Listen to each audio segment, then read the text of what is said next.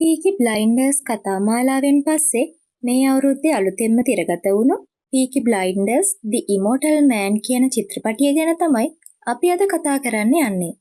Crime, drama කියන category වලට අයත් වෙන මේ මූවි එක IMDb අගය 6.8ක් වගේ අගයක් වාර්තා කරන්නත් සමත් වෙලා තියෙනවා. ඉතින් ෆිල්ම් එක ගැන කෙටියෙන් කිව්වොත් මේ කතාව පටන් ගන්නේ 1940 ගණන් වල දෙවැනි ලෝක යුද්ධ කාලේ. ඒ වගේම අපේ ප්‍රධාන චරිතය තමයි ටොමි ෂෙල්බි කියන්නේ.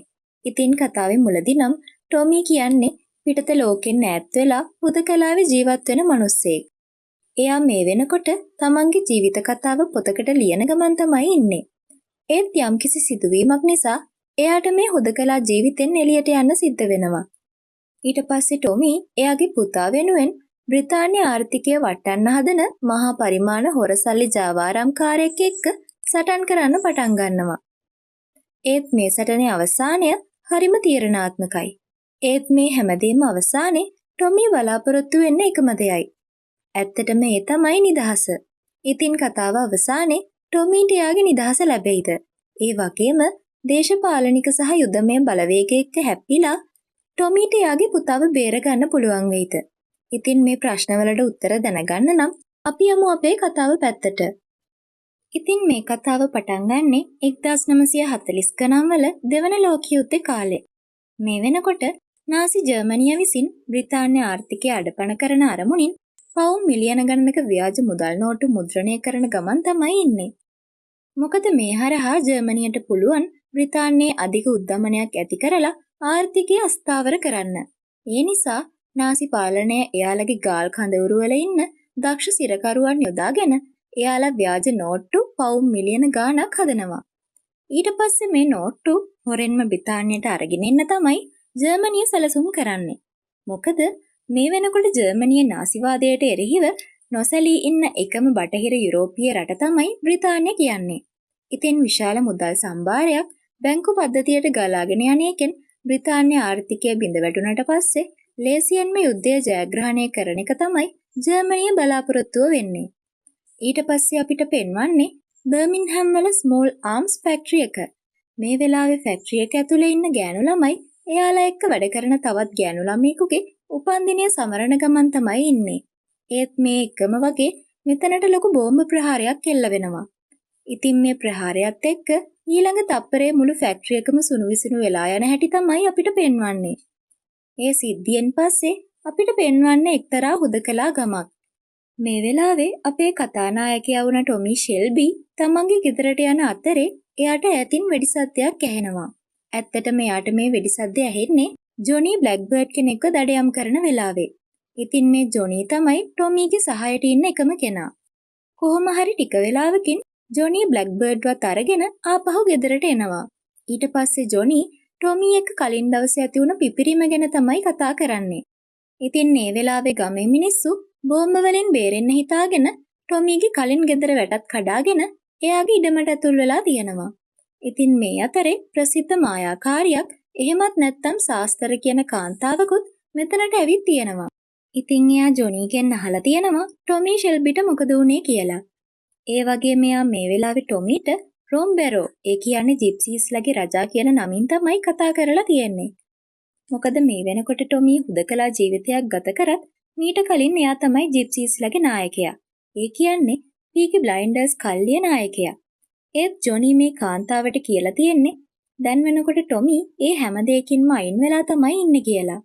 ඊට පස්සේ අපිට පෙන්වන්නේ ටොමි එයාගේ ජීවිත කතාව ගැන පොතක් ලියමින් ඉන්න විදිහ. ඒත් මේ අතරේ එයාට එක එක දේවල් නැවිලා පේන්න පටන් ගන්නවා. මොකද එයාගේ දුව වුණ රූබි ෂෙල්බි මීට ටික කාලයකට කලින් තමයි මිය ගිහින් තියෙන්නේ. ඉතින් මේ නිසා ලොකු හිතේ දුකකින් ටොමිට නිතරම වගේ රූබිව මේ විදිහට මැවිලා පේනවා. කොහොමින් හරි ටොමි ඔය විදිහට කල්පනා කරන ගමන් එක සොහොන් ගෙයක් ළඟට යනවා. ඉතින් මේ තමයි ආතර් ෂෙල්බි. එහෙමත් නැත්නම් ටොමිගේ ලොකු අයියාගේ සොහොන් කොත. ඉතින් එයා මේ විදිහට සොහොන ළඟට වෙලා කල්පනා කරන ගමන් ඉන්න අතරේ මෙතනට ජොනි එනවා. ඊට පස්සේ ටොමිගේ නංගි වුණ ඒඩා ටොමිව මුණ ගැහෙන්න ඇවිත් කියලා ජොනි ටොමිට කියනවා. ඊට ටික වෙලාවකට පස්සේ ටොමි ඒඩා එක්ක කතා කරන්න එයාගේ වාහනය ළඟට යනවා. ඉතින් මේ වෙලාවේ ඒඩා කියනවා කලින් දවසේ BSA කර්මාන්ත ශාලාවට ප්‍රහාරයක් එල්ල වෙලා රාත්‍රී සේවාමුරේ හිටපු හැමෝම මරුණා කියලා. ඉතින් ඇත්තටම එඩ තමයි ඒ පළාතට අදාළ පාර්ලිමේන්තු මන්ත්‍රීවරිය. ඒත් මිනිස්සු හැමෝම මේ යුදමය තත්ත්වය පාලනය කරගන්න ටොමීගෙන් සහයෝගය බලාපොරොත්තු වෙනවා කියලා තමයි ඒඩා මේ වෙලාවේ පැහැදිලි කරන්නේ. ඒත් ටොමීට මේ වෙනකොට එයාගේ හුදකලා ජීවිතෙන් ඈත් වෙලා ආයෙමත් පරණ ජීවිතයට යන්න අදහසක් නැහැ. මොකද එයා තවමත් ජීවත් වෙන්නේ එයාගේ මැරුණු දුව වගේම ලොකු අයියා ගැන හිතලා දුක් වෙන ගමන්. ඉතින් මේ වෙලාවේ තමයි ඒඩා ටොමීගේ පුතා වුණ ඩියුක්ව මතක් කරන්නේ. ඉතින් ඒඩා කියන විදිහට ඩියුක් මේ වෙනකොට පීකි බ්ලයින්ඩර්ස්ලගේ ගෑන් එක බාර අරගෙන මංකොල්ල කෑම්, නීති විරෝධී ඔට්ටු ඇල්ලීම් සහ ප්‍රචණ්ඩකාරී වැඩවලට සම්බන්ධ වෙනවා. ඉතින් ළඟදීම එයා නීතියට කොටු වෙලා එල්ලලා මරන්න කලින් ආයෙමත් නගරයට එන්න කියලා ඒඩා ටොමීට ආයාචනා කරනවා. ඒත් ටොමී කොහොමඩවත් ඒ ඉල්ලීමට එකඟ වෙන්නේ නැහැ. ඒ නිසා එයා වාහනෙන් බැහැලා යනවා. මෙතනින් පස්සේ තමයි අපිට ඩියුක්ව පෙන්වන්නේ. මේ වෙලාවේ එයා ඉන්නේ ආයුධ ගබඩාවක් ළඟ. ඉතින් මේ වෙලාවේ ආයුධ ගබඩාව බාරව ඉන්න නිලධාරියා ඩියුක් ළඟට ඇවිත් පොඩි සද්දයක් දානවා අවසරයක් නැතිව ගබඩාවට ඇතුල් වුණ එකට.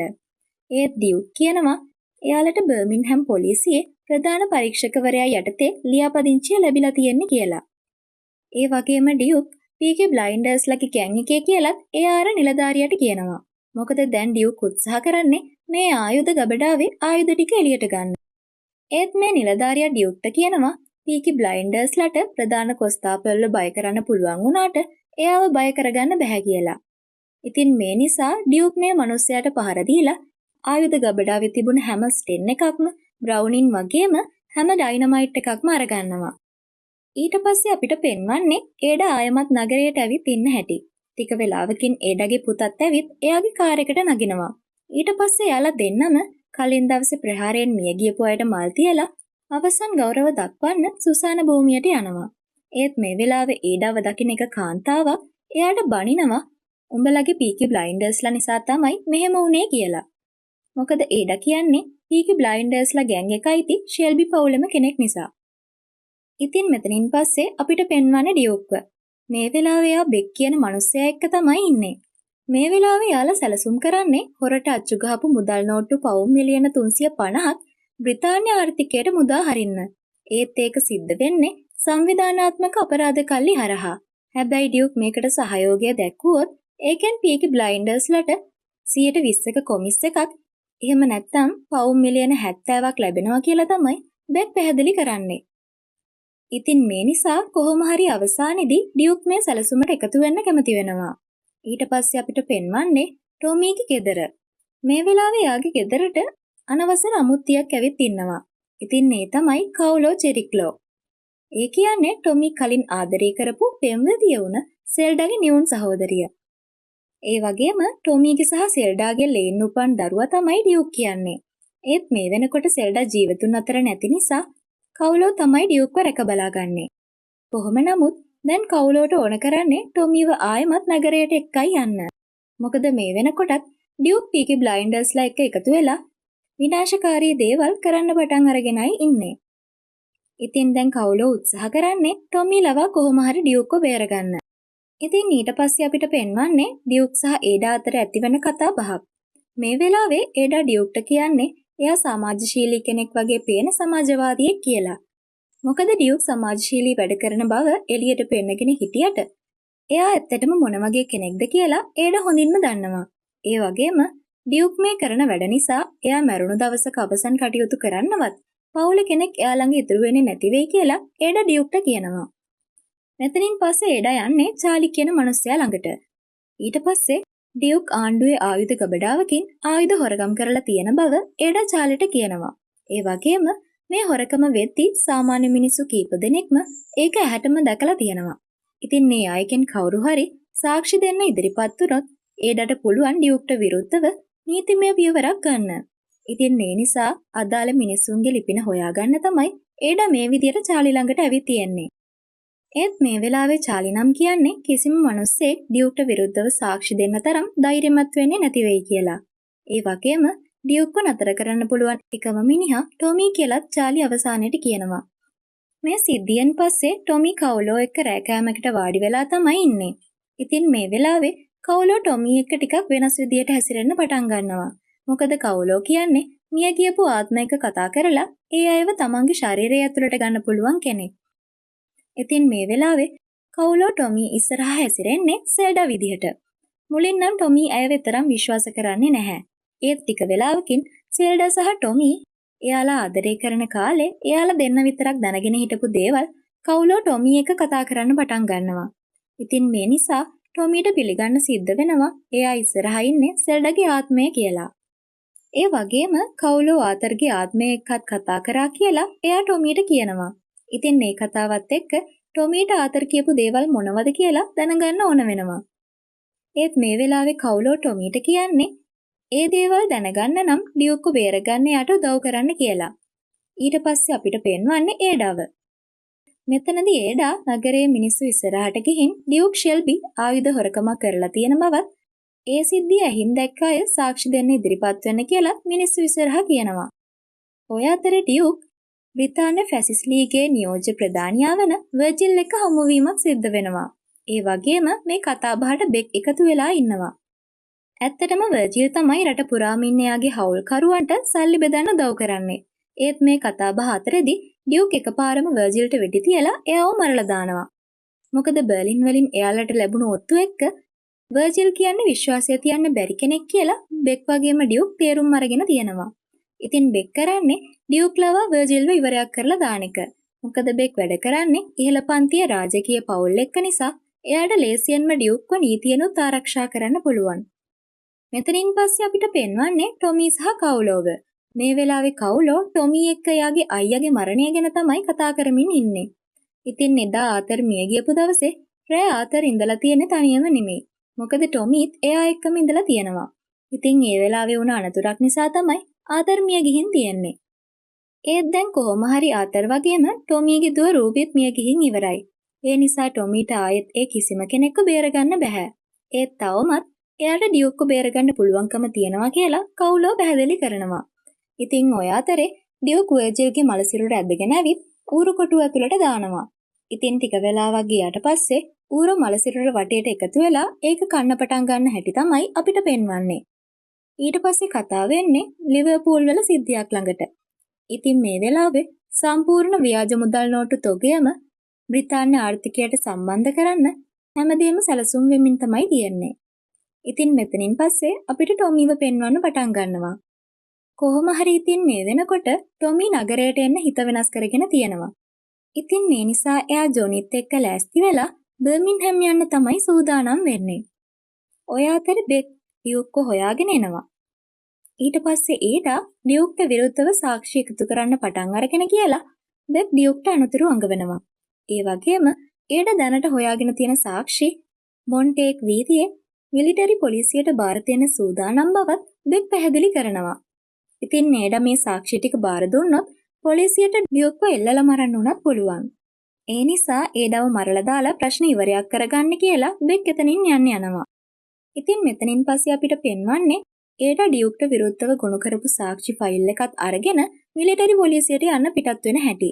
ඒ වගේම ඒඩාගේ ආරක්ෂාව වෙනුවෙන් එයාගේ පුතා කාලුත් ඒඩා එක්කම යනවා. ඉතින් මේ වෙලාවේ ඩියුක් ගන් එකක් අතේ තියාගෙන මේ දෙන්නගේ පස්සෙන්ම යනවා. ඔය අතර එක තැනකදී ඩියුක්ට ඒඩට වෙඩි තියන්න හොඳ අවස්ථාවක් ලැබෙනවා. ඒත් ඒ වෙලාවේ ඒඩාව මරන්න තරම් ඩියුක්ගේ හිතට හයියක් එන්නේ නැහැ. ඒත් ඒඩ තව ටික දුරක් යද්දිම බෙක් වාහනයකින් බැහැලා එයාගේ ඉස්සරහට ඇවිදගෙන එනවා. ඉතින් මේක දකින ඩියුක් ඒඩට දුවන්න කියලා කෑ ගැහුවත් ඒ තප්පරයට බෙක් එයාට වෙඩි තියලා ඉවරයි. මේ නිසා ඒඩා මහා පාර මැදම වැටිලා එයාගේ අවසන් හුස්ම හෙලනවා. ඊට පස්සේ තමයි ටොමි බර්මින්හැම් වලට එන්නේ. ඉතින් මේ වෙනකොට එයා දැනගන්නවා ඒඩා වෙඩි පහරකින් මිය ගිහින් කියලා. ඒ වගේම ඒඩාගේ මලසිරුර ශාන්ත එලිසබෙත් මෘත ශරීරාගාරයේ තියෙනවා කියලා ටොමි දැනගන්නවා. ඉතින් එයා ජොනීට මෘත ශරීරාගාරයට යන්න කියලා ඩියුක්ව හොයාගෙන යන සූදානම් වෙනවා. ඉතින් මේ විදියට ටොමි එක පබ් එකකට යනවා. ඊට පස්සේ එයා හැමෝගෙම අවධානය Taman දිහාවට අරගෙන එයාට පබ් එකේ අයිතිකාරයා එක්ක කතා කරන්න ඕනි කියලා කියනවා. ඒත් මෙතන ඉන්න එක කොල්ලෙක් ටොමි එක්ක හැප්පෙන්න තමයි උත්සාහ කරන්නේ. මොකද ඇත්තටම ටොමි කියන්නේ කවුද කියලාවත් මේ කොල්ලා දන්නේ නැහැ. ඒත් ටික වෙලාවකින් පබ් එකේ අයිතිකාරයා අඳුනගන්නවා මේ ඉන්නේ ටොමි ෂෙල්බි කියලා. ඉතින් එයා හැමෝටම කියනවා මේ ඉන්නේ ටොමි ෂෙල්බි, කිසිම කෙනෙක් ආයුධ එළියට ගන්න එපා කියලා. ඒ අතරේ සමහරු ටේබල් අස්සේ පවා හැංගෙන්න පටන් ගන්නවා. ඉතින් ඔය අතරේ ටොමි කරන්නේ එයාට සද්ද දාපු කොල්ලගේ ඇඳුම ඇතුළට බෝම්බයක් දාන එක. ඊට පස්සේ මේ කොල්ලා බෝම්බෙත් එක්ක කෑ ගහගෙන එළියට දුවන අතරෙම ඒක බ්ලාස්ට් වෙලා යනවා. ඒකෙන් පස්සේ ටොමි පබ් එකේ අයිතිකාරයාට කියනවා එයාගේ පුතා ඉන්න තැන කියන්න කියලා. ඊට පස්සේ අපිට පෙන්වන්නේ ඩියුක්ව. මේ වෙලාවේ එයා සල්ලි වගේකුත් අරගෙන නගරයෙන් පැන ගන්න තමයි උත්සාහ කරන්නේ. ඒත් එතකොටම මෙතනට එන ටොමි ඩියුක්ව අල්ලගෙන මෙයාට ගහන්න පටන් ගන්නවා. මොකද මේ වෙනකොට ඩියුක් කරන්න ඕනේ හැම පහත් වැඩක්ම කරලා ඉවරයි. ඒ වගේම ඩියුක් ඒඩගේ මරණයටත් හේතුවක් වුණා කියලා ටොමි දන්නවා. ඒත් මේ වෙලාවේ ඩියුක් කියනවා එයා ඒඩව මැරුවේ නැහැ කියලා. ඒත් ඇත්තටම මේ මරණය දෙයක් නිසා සිද්ධ වුණ එකක් කියලත් ඩියුක් පැහැදිලි කරනවා. ඉතින් මේ වෙලාවේ තමයි ටොමි දැනගන්නේ ඩියුක් බෙක් එක්ක එකතු වෙලා මොකක් හරි දෙයක් කරගෙන යනවා කියලා. ඒ නිසා ටොමි ඩියුක්ගෙන් ප්‍රශ්න කරනවා එයාලගේ සැලසුම මොන වගේ එකක්ද කියලා. මෙතනින් පස්සේ ටොමි කෙලින්ම යන්නේ ශාන්ත එලිසබෙත් මෘත ශරීරාගාරයට. ඉතින් මේ වෙනකොට ජොනි මෙතනට ඇවිත් ඉවරයි. මෙතනදී ටොමි ජොනිගෙන් තුවක්කුවක් ඉල්ල ගන්නවා. මොකද බෙක් ඉක්මනින්ම තමන්ව හොයාගෙන එන බව මේ වෙනකොට ටොමි හොඳින්ම දන්නවා. ඒ වගේම ඩියුක් හොරකම් කරපු තුවක්කු ටිකත් ආයෙම චාලිගේ යාඩ් එකටම බාර දෙන්න කියලා ඩියුක්ට කියන්න ජොනීට බාර කරනවා. ඊට පස්සේ තමයි ටොමි ඒඩගේ මල සිරුර ළඟට යන්නේ. ඉතින් මේ වෙලාවේ ටොමි ඒඩ ළඟට වෙලා පාපොච්චාරණයක් කරනවා. මොකද ඒඩ කියපු දවසේම එයාට නගරයට එන්න තිබුණා කියලා මේ වෙනකොට ටොමි දුක් වෙනවා. ඒ වගේම මෙතනදී තවත් දෙයක් පාපොච්චාරණය කරනවා. ඒ තමයි ආතර් මැරිලා තියෙන්නේ හදිසි අනතුරකින් නෙමෙයි කියන එක. මොකද ඇත්තටම ආතරව මරලා දාලා තියෙන්නේ ටොමිමයි. මොකද එයාට ඕන වෙලා තියෙන්නේ ආතරගෙන් නිදහස් වෙන්න. ඒත් දැන් එයා ඒ ගැන දුක් වෙනවා වගේම ඒ නරකෙන් මොකක් හරි හොඳ දෙයක් වෙයි කියලා ටොමි විශ්වාස කරනවා. ඉතින් ටික වෙලාවකට පස්සේ ටොමි බලාපොරොත්තු වුණා වගේම බෙක් එයාව මරන්න හිතාගෙන මෙතනට එනවා. ඊට පස්සේ දෙන්න අතර ලොකු වෙඩිහුවමාරුවකුත් සිද්ධ වුණත් කාටවත් ජීවිතහානියක් සිද්ධ වෙන්නේ නැහැ. ඒත් මේ වෙලාවේ බෙක් ටොමීට කියනවා එයා මේ කරගෙන යන්නේ හොඳ දෙයක් කියලා. මොකද බෝම්බ වෙනුවට නෝට්ටු වලින් යුද්ධ ඉවර වෙන එකෙන් හැමෝම පොහොසත් වෙනවා මිස කිසිම කෙනෙක් මැරෙන්නේ නැහැ කියලා. ඒ කොහොම වුණත් ඉතින් ටොමි බෙක් අතර වෙඩිහුවමාරුව නම් දිගටම සිද්ධ වෙනවා. අවසානයේ බෙක් මෙතනින් පිට වෙලා යන නිසා ටොමි අශ්වයෙක් පිට නැගලා නගරයේ පැත්තට යනවා. මේ වෙලාවේ ටොමිව අඳුනගත්ත ගොඩක් මිනිස්සු එයාගේ වටේ එකතු වෙන්න පටන් ගන්නවා. මෙතනින් පස්සේ අපිට පෙන්වන්නේ ඩියුක් සහ කවුලෝ අතර ඇතිවෙන කතා බහක්. ඉතින් ඇත්තටම මේ වෙනකොට කවුලෝට ඕන වෙන්නේ ඩියුක්ව ටොමිගෙන් පස්සේ එන ඊළඟ රජා කරවන්න. ඒ නිසා යා ඩියුක්ට කියනවා ඩියුක්ගේ අම්මටත් නිතරම ඕන උනේ ඩියුක්ව රොම්බරෝ එහෙමත් නැත්නම් ජිප්සි රජා විදියට දකින්න එක කියලා. ඉතින් මේ වෙනුවෙන් ටොමීට එයා හොයන නිදහස දෙන්න කියලා උණ්ඩයක් ඩියුක්ගේ අතට දෙනවා. මොකද කවුලෝ හිතන විදියට ටොමීට නිදහස දෙන්න පුළුවන් උණ්ඩයකට විතරයි. ඉතින් කවුලෝගේ මේ කතාවත් එක්ක ඩියුක් දකිනවා මේ උණ්ඩයේ ටොමීගේ නමත් පුංචිවට සඳහන් වෙලා තියෙනවා කියලා. කොහොම හරි මෙතනින් පස්සේ කවුලෝ ටොමී ළඟට තමයි යන්නේ. ඊට පස්සේ ආ ටොමීට කියනවා ඩියුක් එයා එක්ක එකතු වෙලා වැඩ කරන්න කැමති වුණා කියලා. ඉතින් ඊළඟට ටොමී මේ ගැන කතා කරන්න හිතාගෙන ඩියුක් ළඟට යනවා. ඊට පස්සේ ඒඩව මරපු මිනිහව ඉවරයක් කරන්න උදව් කරනවද කියලා ටොමී ඩියුක්ගෙන් අහනවා. ඉතින් මේ වෙලාවේ ඩියුක් ටොමීගේ සැලසුමට කැමති වෙනවා. මේ සිද්ධියෙන් පස්සේ ටොමි එදා හවස ඒඩගේ මල සිරුරේ අවසන් කටයුතු කරන්න යනවා. මෙතනදී යාලා ඒඩගේ සිරුර ආදාහනය කරලා ඒඩගේ මතක පවා හැමදේම අලු කරලා දානවා. ඔය අතර ඩියුක් කාටත් හොරෙන් බෙක්ට කෝල් එකක් ගන්නවා. ඊට පස්සේ ටොමි එයාව හොයාගෙන යනවා කියලා ඩියුක් බෙක්ට අනතුරු අඟවනවා. ඒ වගේම එයාලා ලිවර්පූල් වලට ගියාම ආයෙත් බෙක්ට කතා කරන්නම් කියලා ඩියුක් කියනවා. මොකද ඩියුක්ට ඕනේ වෙන්නේ කලින් කතා වුණ විදියටම එයාලගේ සැලසුම දිගටම කරගෙන යන්න. මොකද ඒකෙන් ඩියුක්ට මිලියන 70ක කොමිස් එකක් ලැබෙන නිසා. ඉතින් මේ වෙලාවේ බෙක් ඩියුක්ගේ අදහසට කැමති වෙන නිසා එයාලා දිගටම වැඩ කරන්න එකග වෙනවා. ඉතින් ඩියුක් ටොමි ඉස්සරහා හොඳ මූණක් පෙන්වගෙන හිටියත් එයා තවමත් බෙක්ට පක්ෂපාතී කියලා තමයි අපිට මේකෙන් තේරුම් යන්නේ. කොහොම වුණත් ටොමි මේ වෙනකොට ඩියුක් ගැන ලොකු විශ්වාසයක් තියාගෙන තමයි ඉන්නේ. ඉතින් ඔය අතරේ එදා රෑ ටොමිව මුණ ගැහෙන්න කෙනෙක් එනවා. එයාගේ නම තමයි ස්ටැක් කියන්නේ. එයා ලිවර්පූල් නැව් තටාංගනේ වැඩ කරන කෙනෙක්. ඉතින් ඇත්තටම ස්ටැග් මෙතනට ඇවිත් තියෙන්නේ බෙක් ගැන එයා හොයාගත්ත ඔත්තුවක් ටොමීට දෙන්න හිතාගෙන. ඉතින් ඒ අනුව බෙක් මේ වෙනකොට ඉන්නේ වෝටර්ලූ නැවතටාංගනේ ගබඩා අංක 47 කියලා ටොමී දැනගන්නවා. ඔය අතරෙම මෙතනට ඩියුක් එනවා. ඉතින් ටොමී ඩියුක්ව ස්ටැග්ටත් හඳුන්වලා දෙනවා. ඒ වගේම ටොමී මේ වෙනකොට ඩියුක්ව ගොඩක් විශ්වාස කරනවා කියලත් එයා ස්ටැග්ට කියනවා. ඉතින් මෙතනින් පස්සේ අපිට පෙන්වන්නේ ටොමී ස්ටැග් එක්ක එකතු වෙලා බෙක්ව කොටු කරගන්න සැලසුමක් හදාගන්න හැටි. මොකද එයාලා උත්සාහ කරන්නේ බෙක් වගේම ලිවර්පූල් වල තියෙන ව්‍යාජ මුදල් නෝට්ටු තොගයත් විනාශ කරලා දාන්න. මේ නිසා එයාලා කාටවත් සැක නොහිතන විදිහේ ප්ලෑන් එකක් හදාගන්න තමයි උත්සාහ කරන්නේ. ඇත්තටම මේ වෙනකොට බෙක් නැවතිලා ඉන්න ගබඩා අංක 47 තියෙන්නේ වෝටර්ලූ නැවතටාංගනේ බටහිර පැත්තේ. ඒත් මෙතන බඩු පටවන තැනක් නිසා ලොකු ආරක්ෂාවක් සපයලා තියෙනවා. ඒත් නැගෙනහිරෙන් තියෙන තටාංගනය නිසා ඇලේ යන බෝට්ටු වලට වතුරින් ඉඳන් ගබඩාවට යන්න පුළුවන්. ඒ වගේම ඒකෙන් ඇතුළේ ඉන්න අයගේ අවධානය වෙනස් කරලා බෙක්ව අල්ලගෙන සල්ලි ටිකක් ගන්න තමයි එයාලා සැලසුම් කරන්නේ. ඒ වගේම මෙතනදී ටොමී දැනගන්නවා ගබඩා අංක 47ට කෙලින්ම යටින් වාතාශ්‍රය යන නලයක් තියෙනවා කියලා. ඉතින් මේකෙන් වෝටර්ලූ උමගහරහා ඇතුළට යන්න පුළුවන්. ඒත් ප්‍රශ්නයකට තියෙන්නේ මෙතන ඇතුල් වෙන තැනට අඟල් 3ක වාණේ ගේට්ටුවක් දාලා තියෙන එක.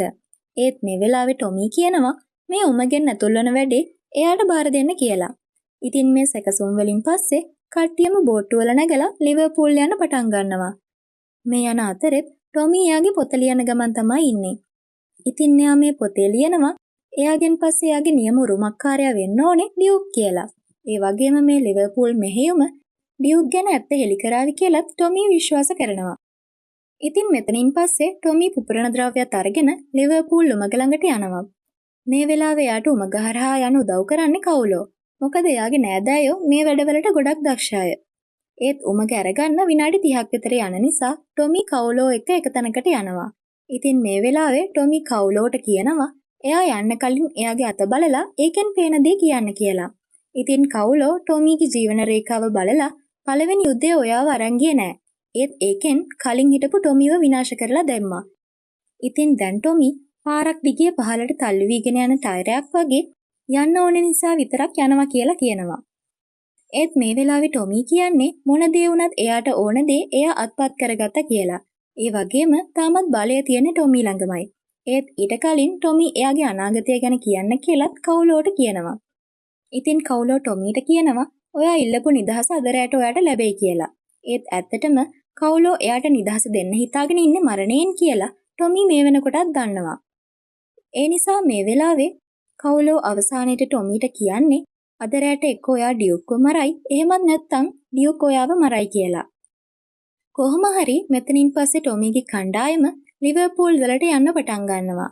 ඒ අතරේ ටොමී උමග විවෘත කරගෙන ඒ හරහා ඉස්සරහට යනවා. ඒ වගේම මේ හැමෝම සැලසුම් කරගෙන ඉන්නේ හරියටම රෑ 12ට එයාලගේ ප්‍රහාර දියත් කරන්න. ඒත් මේ අතරේ ඩියුක් කාටත් හොරෙන් බෙක්ව මුණ ගැහෙන්න එයාගේ ගබඩාවට යනවා. මොකද ඩියුක් බෙක්ගේ රහසිගත මුරපත දන්න නිසා එයාට ඕනම වෙලාවක ගබඩාවට ඇතුල් වෙන්න පුළුවන්. ඊට පස්සේ ඩියුක් ටොමීගේ සැලසුමේ හැම දෙයක්ම බෙක්ට කියන්න පටන් ගන්නවා. ඒ අනුව බෝට්ටු 3ක් උමගහරහා තටාකයට ඇතුල් වෙලා හදිසි ප්‍රහාරයක් එල්ල කරන්න සූදානමින් ඉන්න බව ඩියුක් බෙක්ට කියනවා. මේ නිසා බෙක් එයාගේ කණ්ඩායම මේ ගැන දැනුවත් කරලා ආපිට පහර දීමකට යාලව සූදානම් කරනවා. ඔය අතරේ ටොමීගේ කණ්ඩායම බෝට්ටු වලින් ඇවිත් ලිවර්පූල් තටාංගනය ළඟින් නතර වෙනවා. ඉතින් එයාලා සැලසුම් කරගත්ත විදිහට රෑ 12ට ප්‍රහාර දියත් කරන්න තව තියෙන මිනිත්තු 5ක කාලයක් විතරයි. මෙතනින් පස්සේ අපිට පෙන්වන්නේ ටොමීව. එයා මේ උමම් මාර්ගය දිගේ එක දිගටම ඇවිදගෙන යනවා. ඒත් එක තැනකදී මේ උමග කඩාගෙන වැටිලා ටොමී සුන්බුන් ගොඩක් අස්සේ හිර වෙනවා. මේ වෙලාවේ එයා හුස්ම ගන්නෙත් ගොඩක් අමාරුවෙන්. ඒ වගේම ටොමීට එයාගේ දුව අයියා වගේම ඒඩවත් මේ වෙලාවේ මතක් වෙනවා. ඒත් එයා කොහොම හරි සුන්බුන් ගොඩ අතරින් බඩගාගෙන ඇවිත් අවසානයේ එතනින් එළියට එනවා. ඒ වගේම මේ වෙනකොට ටොමීගේ කණ්ඩායම ප්‍රහාර එල්ල කරන්න සූදානමින් ඉන්න හැටිත් අපිට පෙන්වනවා. ඒත් අනිත් පැත්තෙන් බෙක්ගේ මිනිස්සු ටොමීගේ කණ්ඩායමට වෙඩි තියන්න රැකගෙන ඉන්නවා. ඒත් මේ වෙලාවේ ස්ටැග් කරන්නේ ටොමීගේ බෝට්ටු වලින් මිනිස්සු ටික අයින් කරලා හිස් බෝට්ටු තටාකයේ පැත්තට පදවගෙන යන එක. ඊට පස්සේ බෙක්ගේ මිනිස්සු බෝට්ටු ටික දැකලා වෙඩි තියන්න පටන් ගන්නවත් එක්කම ස්ටැග් වතුරට පැනලා ජීවිතේ බේර ගන්නවා. ඒත් බෙක්ගේ මිනිස්සු මේ බෝට්ටු වල කට්ටිය ඉන්නවා කියලා හිතාගෙන දිගටම වෙඩි තියන්න පටන් ගන්නවා. ඔය අතරේ ටොමීත් උමග දිගේ ඇවිල්ලා බෙක්ගේ කබඩාවට වාතාශ්‍රය ඇතුල් වෙන විවරයෙන් උඩට එන ගමන් තමයි ඉන්නේ. ඉතින් මේ එක්කම අපිට පෙන්වන්නේ ඩියුක් සහ බෙක්ව. මේ වෙලාවේ බෙක් ඔරලෝසුව දිහා ටිකක් නොසන්සුන්ව බලාගෙන ඉන්නවා. ඉතින් ඔය අතරේ රෑ 12 වෙනකොටම ටොමීගේ මිනිස්සු සැලසුමේ විදිහට බෝම්බ ප්‍රහාරයක් එල්ල කරලා බෙක්ගේ කණ්ඩායම ඉවරයක් කරනවා. ඉතින් මේ වෙලාවේ තමයි ඩියුක් රැවටීමක් කරන බව බෙක්ට තේරුම් යන්නේ. එයා එක ෂණයෙන් ඩියුක් දිහාවට තුවක්කුව දික් කරලා "ඔබ මොකද්ද මේ කළේ?" කියලා කේන්තියෙන් අහනවා. මේ වෙලාවේ ඩියුක් කියන්නේ එයා තාත්තා වෙනුවෙන් හරි දේ කරන්න තීරණය කළා කියලා. ඉතින් දැන් තමයි අපිට තේරුම් යන්නේ ඩියුක් ඇත්තටම කරලා තියෙන්නේ සැලසුමේ විදිහට බෙක්ව ගොනාට අන්දලා අනිත් අයට වැඩේ කරගන්න පහසු කරවලා තියෙන එක කියලා. ඒත් මේ වෙලාවේ ඩියුක්ව බේරගන්න තවමත් ටොමී ඇවිත් නැහැ. ඒ නිසා බෙක් ඩියුක්ට කියනවා තාත්තා තමුන්ව අතහැරලා දාලා ගියා නේද කියලා. ඊට පස්සේ බෙක් එයාට වෙඩි තියන්න සූදානම් වෙනකොටම ටොමී මෙතනට ප්‍රහාරයක් එල්ල කරනවා. ඔය අතරේ ඩියුක් මෙතනින් එළියට පැනගනිද්දිම ටොමීත් ගබඩාවට ඇතුල් වෙනවා. ඒ වගේම අනිත් පැත්තෙන් ටොමීගේ කණ්ඩායමත් ගබඩාවට ඇතුල් වෙලා බෙක්ගේ මිනිසුන්ට පහර දෙන්න පටන් ගන්නවා. ඔය අතරේ ටොමී සහ ඩියුක් දෙන්න එක තැනකට එකතු වෙනවා. මේ වෙලාවේ ටොමී කරන්නේ බෙක්ගේ ව්‍යාජ මුදල් නෝට්ටු පෙට්ටියට බෝම්බ ප්‍රහාරයක් එල්ල කරන එක. ඉතින් මේ නිසා කෝටි ගාණක් වටින මුදල් නෝට්ටු තොගයම අළු වෙලා යනවා. ටික වෙලාවකින් ගබඩාවෙන් එළියට එන බෙක් දකිනවා එයාගේ හොර නෝට්ටු තොගයම අළු වෙලා තියෙන හැටි. ඊට පස්සේ එයා වාහනේට නැගලා එතනින් පැන ගන්න තමයි උත්සාහ කරන්නේ. ඒත් ටික දුරක් ඉස්සරහට යනකොටම ටොමී Taman දිහාවට තුවක්කුවක් දික් කරගෙන ඉන්න හැටි බෙක් දකිනවා. ඒත් බෙක් වාහනේ ඩ්‍රයිව් කරන ගමන්ම ටොමීට වෙඩි තියනවා. මේ විදිහට ටොමීට බෙක්ගෙන් වෙඩි ප්‍රහාර 3ක්ම එල්ල වෙනවා. ඒ අතරේ ටොමීගේ එක වෙඩි පහරකින් බෙක්ව ඉවරයක් කරනවා. ඊට පස්සේ බෙක්ගේ වාහනේ නිකන්ම ටොමී පැත්තට එනවා. ඒත් ටොමී අයින් වෙන්නේ නැහැ. ඒත් එක්කම ඩියුක් මැදට පැනලා ටොමීව බේරගෙන පැත්තකට අරගන්නවා. ඒත් මේ වෙනකොට ටොමී ඉන්නේ ගොඩක් දරුණු මාරාන්තික තත්වයක. ඉතින් එයා ඩියුක්ට කියනවා කවුලෝ දුන්න උණ්ඩේ පාවිච්චි කරලා එයාට නිදහස් වෙන්න ඉඩ දෙන්න කියලා. ඒත් ඩියුක්ගේ හිතේ ටොමීව මරලා දාන්න තරම් හයියක් නැහැ. ඒත් ටොමී දිගින් දිගටම ඩියුක්ට ඒක කරන්න කියලා කියන නිසා අවසානයේ ඩියුක් කවුලෝගේ උණ්ඩේ පාවිච්චි කරනවා. මේ වෙලාවේ තමයි ටොමී යාගේ අවසන් හුස්ම හෙලන්නේ. ඒත් ඒ මොහොතේ ටොමීට යාගේ ජීවිතේ සිද්ධ වෙච්ච හැම දෙයක්ම චිත්‍රපටියක් වගේම වෙනවා. ඉතින් කොහොම හරි ටොමී මිය ගියාට පස්සේ එයාගේ කණ්ඩායමේ කෙනෙක් ඩියුක්ට රොම් බැරෝ කියලා කතා කරනවා. මොකද මේ මොහොතේ ඉඳන් එයා තමයි ජිප්සිලාගේ අලුත්ම රජා. ඉතින් එයා ලොකු හුස්මක් අරගෙන ඒ වගකීම දරන්න සූදානම් වෙනවා. මෙතනින් පස්සේ ඩියුක් කවුලෝ සහ අනිත් කණ්ඩායම එකතු වෙලා ටොමීගේ අවසන් කටයුතු කරන්න සූදානම් වෙනවා. ඒ වගේම ටොමීගේ අවසන් කැමැත්තත් මෙතනදී කියවෙනවා. ඒ අනුව ටොමීගේ කාර් එක ජොනීටත් වයින් ටික ගැරිසන් පබ් එකටත් අශ්වයන්ව එයාලගෙන් වැඩක් නැති කෙනෙකුටත් උණ්ඩ ටික ඒවායේ ලියන්න නම් නැති කෙනෙකුටත් දෙන්න කියනවා. ඒ වගේම ටොමී අවසානට කියපු තවත් දෙයක් තමයි එයාගේ ශරීරයේ පුච්චලා අලු ටික හුළඟේ පා කරන්න කියන එක. ඉතින් අවසානයේ ඒ විදියට තමයි ටොමීට එයා හොයපු නිදහස ලැබෙන්නේ. ඉතින් මේ විදියට තමයි 2026 වසරේ තිරගත වුණු පීකී බ්ලයින්ඩර්ස් මූවි එක අවසන් වෙන්නේ. ඉතින් කතාව අවසානය වෙනකම්ම මාත් එක්ක රැඳිලා හිටපු ඔයාට හිතුණ දේ මොකක්ද කියලා අනිවාර්යයෙන්ම පහලින් කමෙන්ට් එකක් දාගෙන යන්න. ඒ වගේම ඔයා තවමත් අපේ channel එක subscribe කරලා නැත්නම් channel එක subscribe කරලා bell icon එකත් click කරලා තියාගන්න කියලා ආදරෙන් මතක් කරනවා. එහෙනම් තවත් මේ වගේම වෙනස්ම විදිහේ කතාවකින් හමු වෙනතුරු අදට ගිහින් එන්නම්. ඔයාට සුබ දවසක්.